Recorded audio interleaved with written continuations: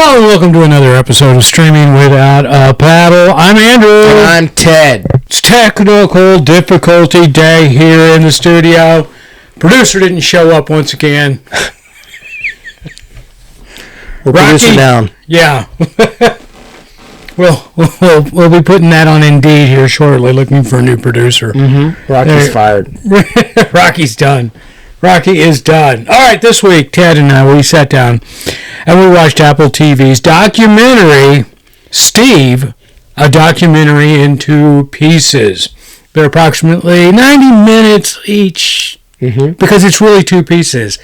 You know, it's not like a play or a musical piece, more or less. When you say 2 pieces, you know, this is literally a documentary in part 1, part 2. Yeah. And you said you liked part 1 better. I did. I like part 2 better.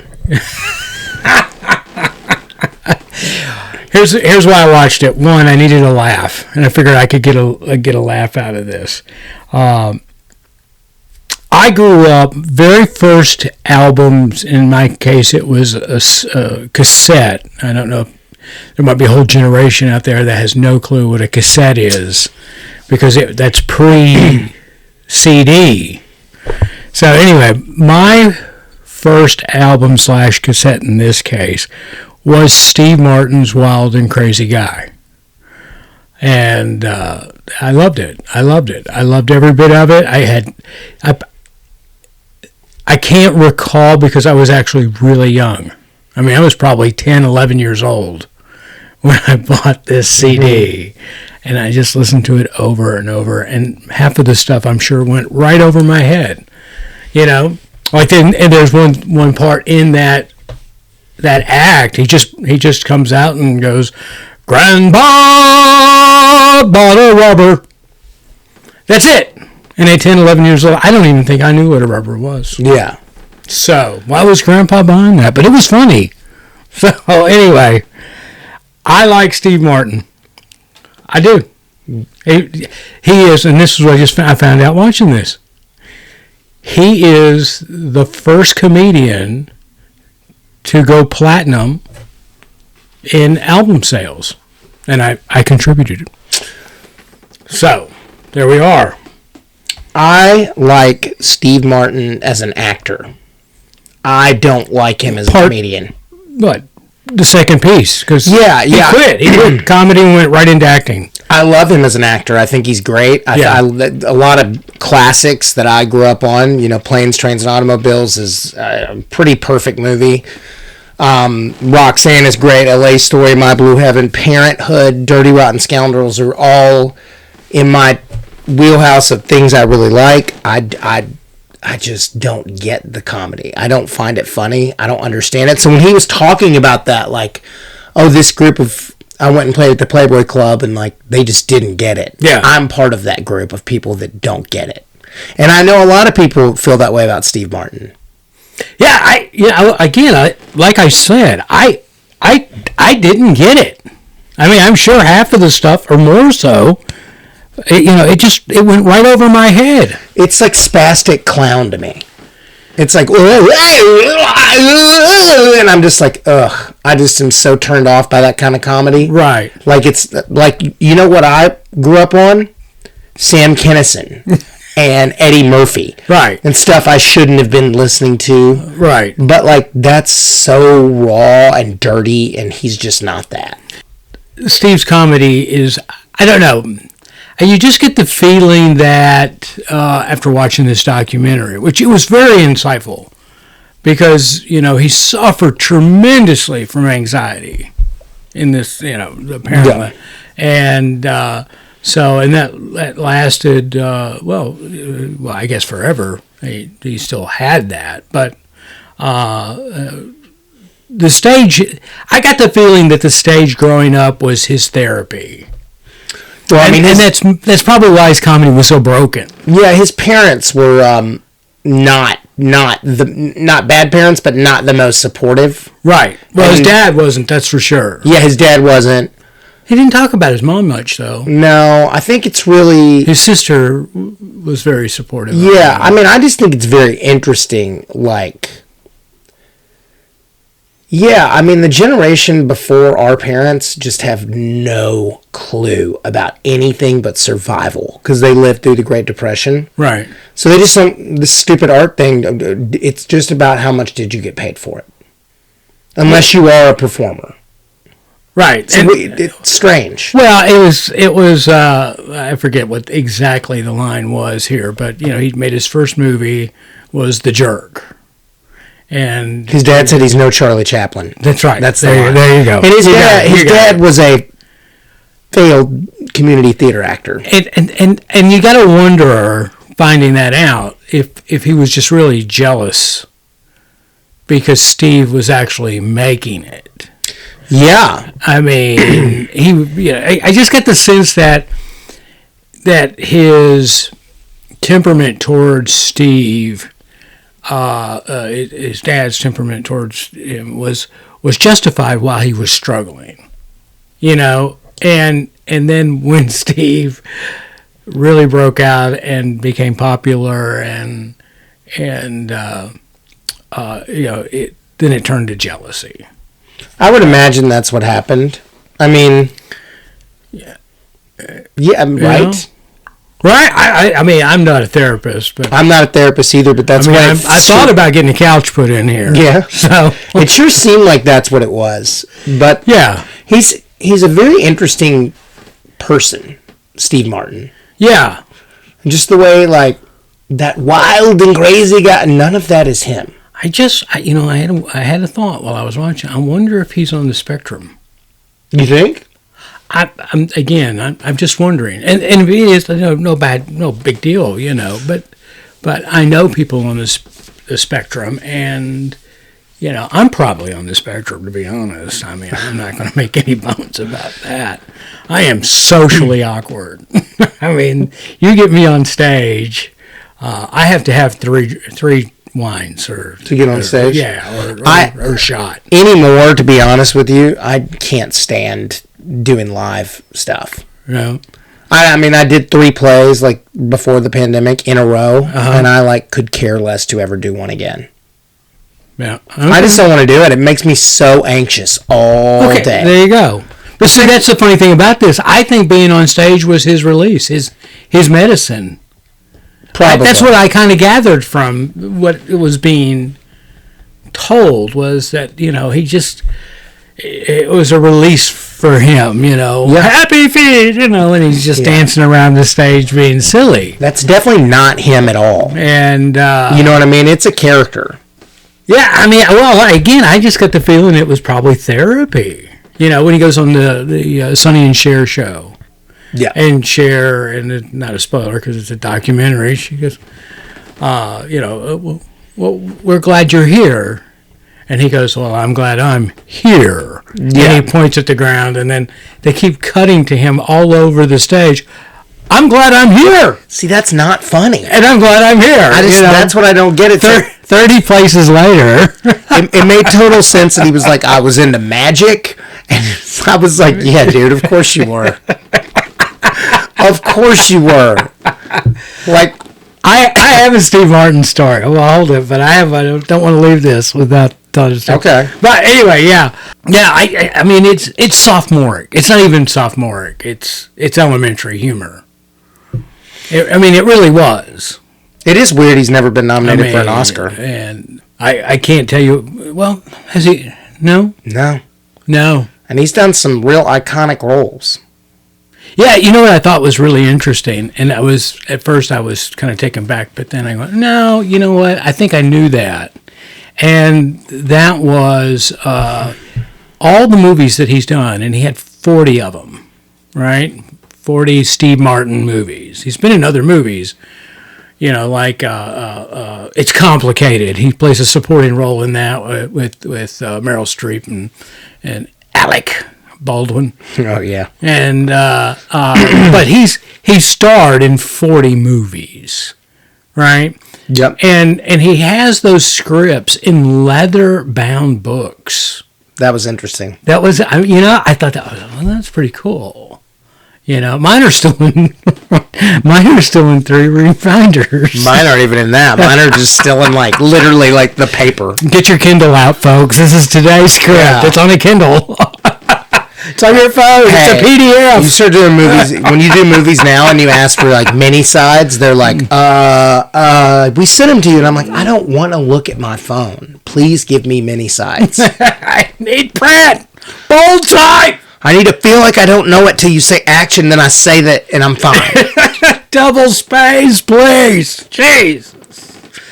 Yeah. No, so I thought the part one of the was better because it was more of the storytelling of the inception and the growth of Steve. Where part two of this thing is, and let's just get back on schedule here. Part two is more of a retrospective because now it's an interview of Steve and others. The first part was they were pulling clips from shows, and Steve was providing a VO.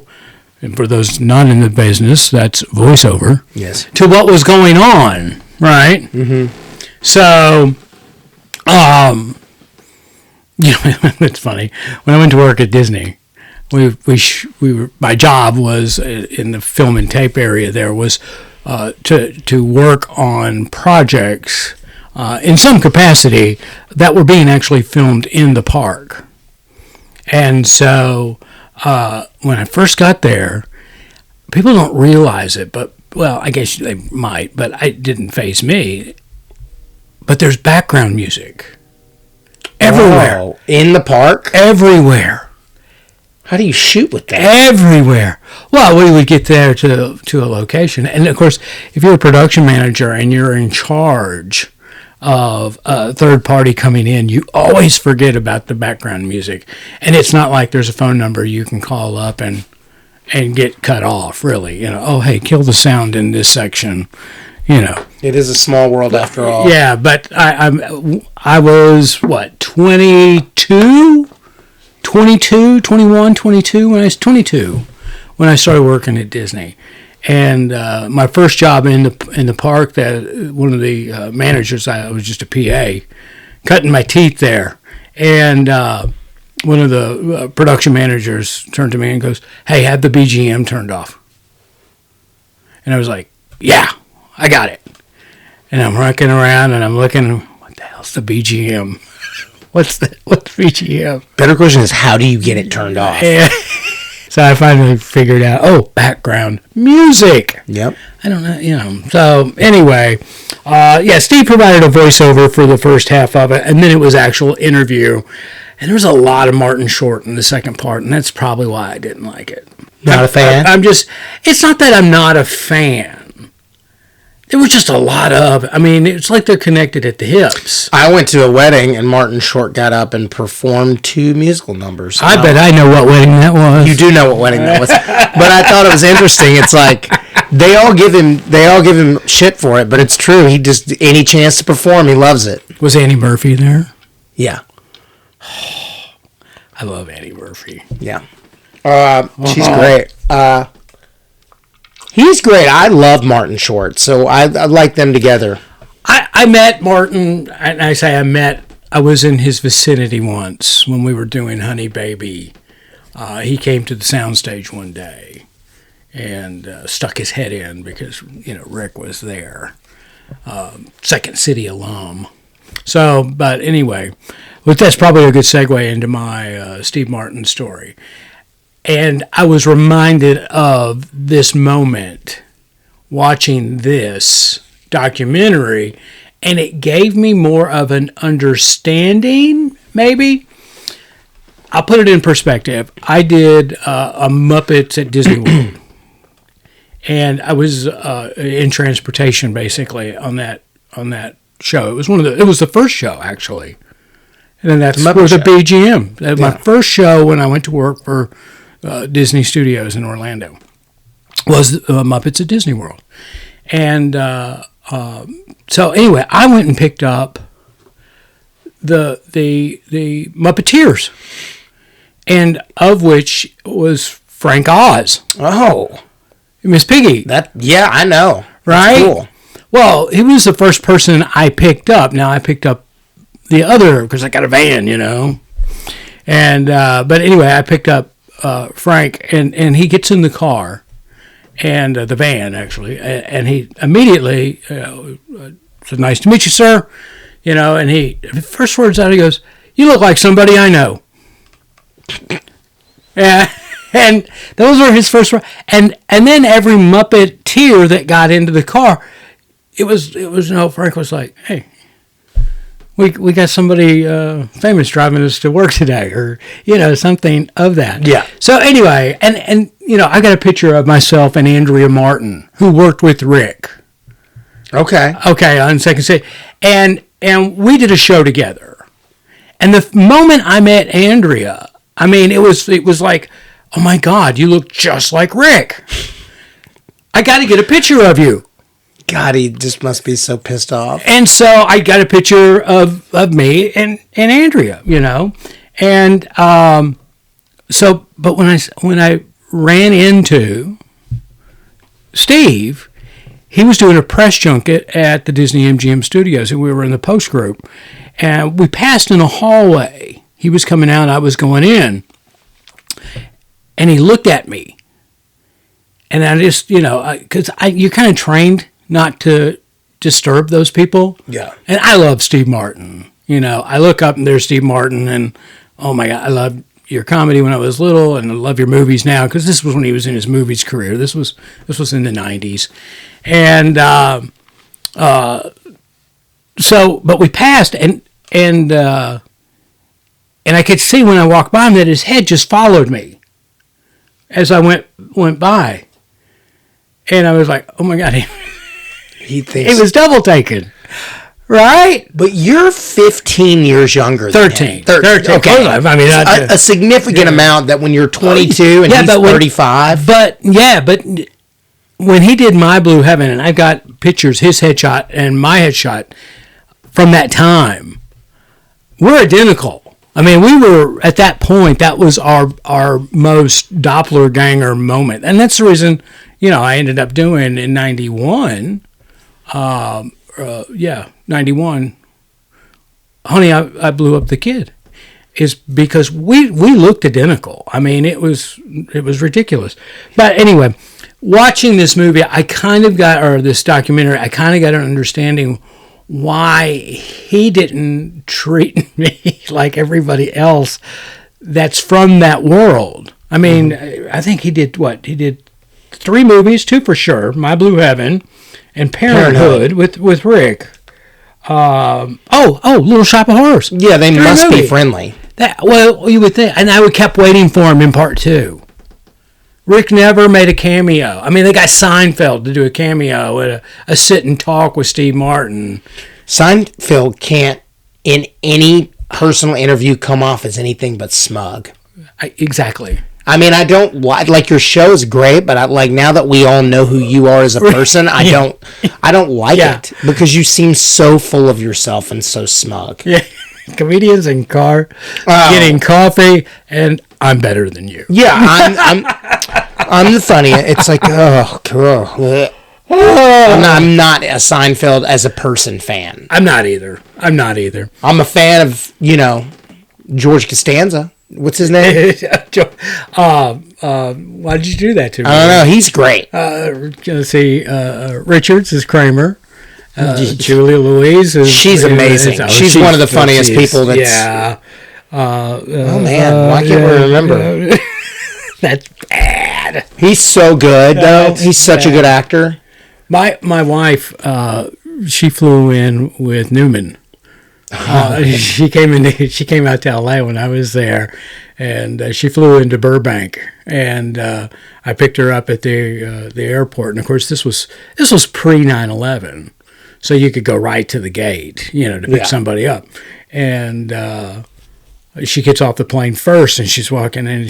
I thought she was happy to see me because we hadn't seen each other in a number of months. And she's like, I sat next to Newman. She goes. She's like, Newman's getting off the plane. That's fine. Yeah. So anyway, but yeah, that kind of explained maybe that moment that I had with Rick in the hallway, because people that I've met, that work with Rick. Steve? But they've never, none of them, Andrea, Frank Oz, any of them have ever had a problem not to enjoy the moment, so to speak. Yeah. Because it's fun for them, I'm sure. I was at the grocery store and I got followed around one day through the frozen section by Marty Stewart, country music singer. Because he just knew he knew you. Yes, he did. He did. This was many, many years ago. And I was like, yeah, I'm not him. Yeah, he's in Canada. Yeah. And he has been for 25... No, he's in New York.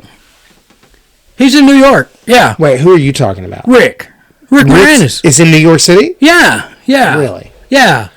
Then why didn't he make a cameo when they were in New York? That's why I'm sorry. I thought I was just assuming that you knew that Rick. No, I thought he was in Canada. Yeah, no. I know they did a tour together as like a music group like 5 or 6 years ago. Because I'm pretty sure his wife was an American, so when they got married, he got citizenship, and his kids all went to school here. Matter of fact, one of his children, I'm not going to go that way, Ivy League. And, yeah, no, and apparently they're very, very smart. Both of them are, actually. I'm sure he's not going to ever act again because he's 70 years old or whatever he is. We looked this up. I think he's almost 69 or 70. Yeah, he'd be 69 now. So, 70. He's not ever going to act again. It's been 20 plus years. He might show up in Expendables. Wouldn't that be great? Well, maybe. I can't see him ever taking the screen again. I think he's good to go. I think he invested wisely, and he's like, let me just chill and play my... Seen him standing there between Stallone and... That'd be so good. As like a bookkeeper. And Dolph Lundgren. Okay, guys, let's go get him. It's also that your impression is so dead on. You just missed My Blue Heaven, which would have been fun. That came out... That came out... matter of fact, that's the headshot. Yeah. His headshot for My Blue Heaven and my headshot that got me Honey was about the same time. So, and he had back-to-backs. I am getting off the subject, but Rick had Honey, I Shrunk the Kids just came out, and My Blue Heaven. They were really, the release of those were back-to-back. And I worked in a theme park. I've been to Orlando. Granted, I was there in a professional capacity, but we were still working in the park. And when people saw that we were filming something in the park, we got all these lights and a camera, and they thought you were Rick Moranis. Yes, they did. it was just, it's the way it worked. Hey, that's how the cookie crumbles. Yeah. You could have just taken over for Rick Moranis. Have I ever told you the story when I first went out to L.A. to do Honey Baby? A friend of mine, Mike Dinsmore, he was a producer of America's Funniest People, which was was executive produced by Dave Thomas, Rick's old comedy partner. Anyway, he took me out to dinner one night where we hooked up because we worked on a show together, and when I went to LA, he's like, hey, let's go get dinner. So we went to Killer Shrimp in Venice, right? Okay. And it was up on the second floor of like a strip mall thing. And so the line was out the door, down the stairs. It was a big line. People were going to Killer Shrimp. And the young lady was walking by with her clipboard getting names and for reservations and letting it's 2 hours. So she comes up to us and Mike answered the question when she asked how many, and he said 2, and she goes name, and he goes Moranis. Did it work? It did. We went right. We went right to the front of the line. That's fine. It was great. Anyway, all right. Let's talk numbers here. There's a documentary. It's pretty high for me. I thought it was a good documentary. I'm gonna give it like a 90. Well, I'm not going to be as generous as you. I'm going to give it an 82, 8.2, however you want to break it down. It was a good documentary. It was fascinating to find out about Steve, and I think you find out more about him in part 1 than part 2. Yeah. Well, you do find out in part 2 that he was apparently kind of an ass for like 20 years, and then he was like, "Oh, now I'm okay. now I'm nice to everybody." And it's like that happens with the older age. Yeah, it does, doesn't it? A lot of these famous people that are really stuck up, all of a sudden they hit like 60, and they go, the life is not forever. I should be nice to people.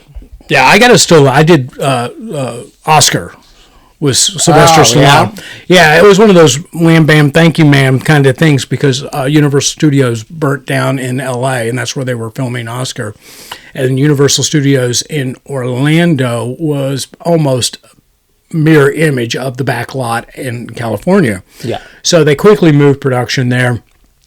And I was the Disney liaison for Disney and the production.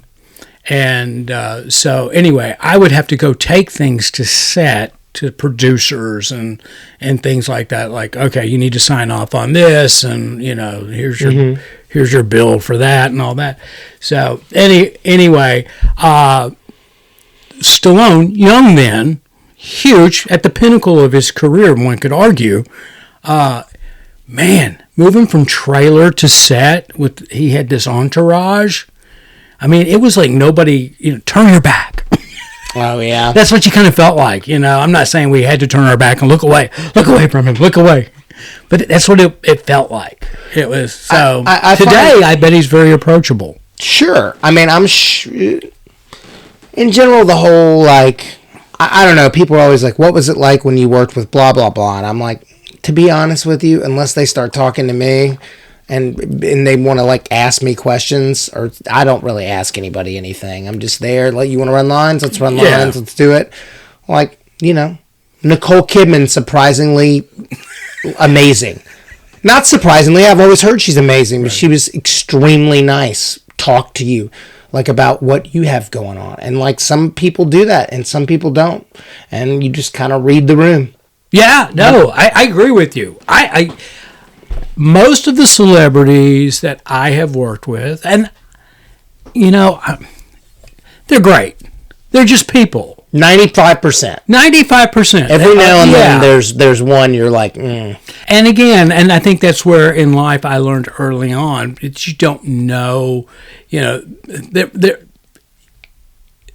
really not different in the sense of they're just having a bad day, and it might be the first day you meet them.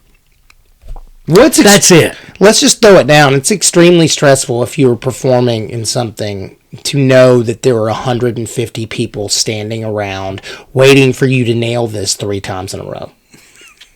Yeah. So that they can get done and they can go have a cocktail or do whatever they're going to do or go to sleep or however they're living. And that's what they want. And the director wants you to nail it, and they want you to do it exactly how their vision says they want it done. I don't care if you have 1 line or 100 lines. It's stressful. It is, but I think that celebrities, at least most of the ones that I've worked with, they understand that production, that they walk on set to do their 2 minutes, 3 minutes, whatever, 30 seconds in front of the camera, whatever it may be. They understand, at least a good portion of them, of what it took to get them there. I mean, we're talking hundreds of hours of crew work. Oh, yeah. And they get it. So, and that's what makes those that get it wonderful to work with, because they do get it. They respect what you've done. That's why I'm laughing at last week we talked about Christian Bale going off on the art director or whoever it was. I get it. Who was it? Was it a grip? But that was, I don't know, but, he's got to realize that before he walked on that set, that guy or that individual, whoever it was, they had spent hours upon hours preparing for him. But that shot, you know the shot, it's a follow shot that's like 2 minutes long of him talking, and the guy walked across the set after they said action. Like, you gotta know, I would have lost it.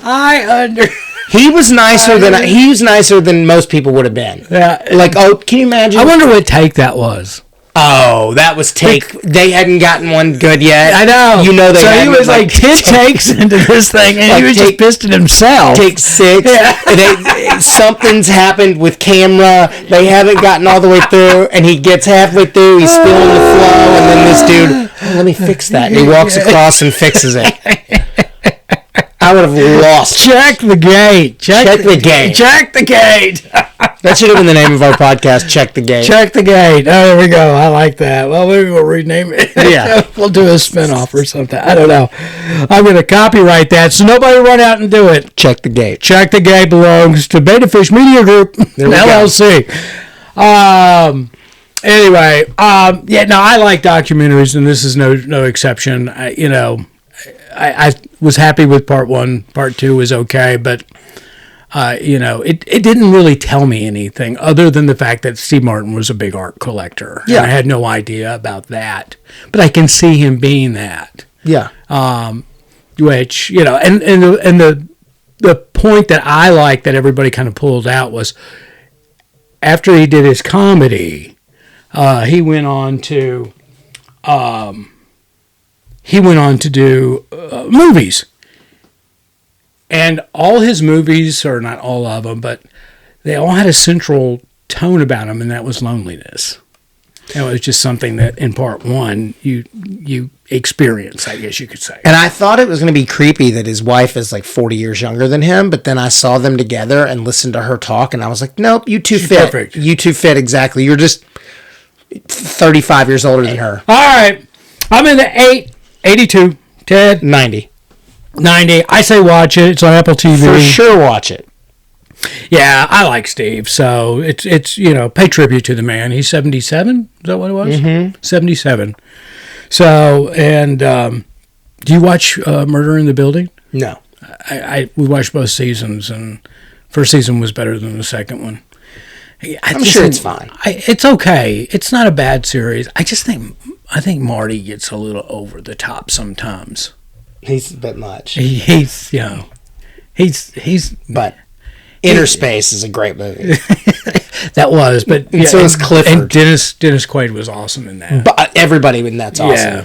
So anyway, all right, everybody, we want to thank you for listening to Streaming Without a Paddle. Tell your friends, call them up, wake them up in the middle of the night, do whatever you have to get them to tune in. That's right. We're on any and all platforms. Yeah, that's the word.